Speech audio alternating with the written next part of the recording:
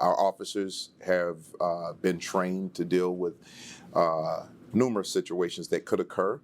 But we are also working very closely with our federal partners to make sure that we have a very quick response to the possibility of anything volatile happening in the city. In the preparedness, we're looking for the possibility of people who want to show up with weapons, and our officers are prepared to deal with that.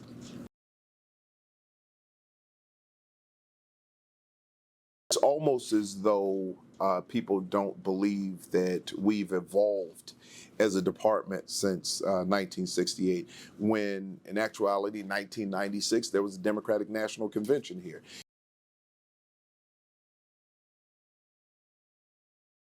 The Democratic National Convention in 1996 was successful.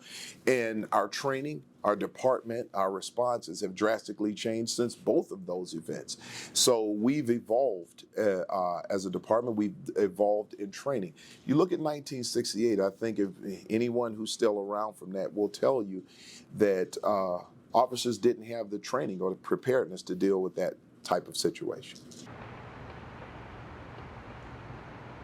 The difference, though, between now and 1968 as a department, the level of training that officers go through now, and one of the main things that we have trained our officers on, because it's a large focus in the training, is de-escalation techniques.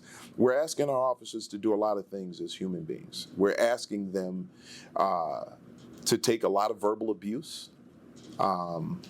We're asking them to stay calm and professional while they do it, which the average human being may act out differently, may act out violently.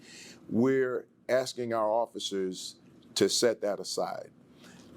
It's a tough thing to do as a human being, especially when you hear some of the things that these officers are subjected to out there, and even threats of physical violence.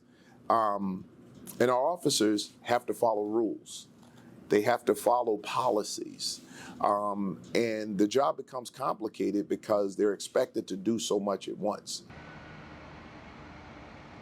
The concern is real, right? You know, we do have things going on around the world. We have people who are at war.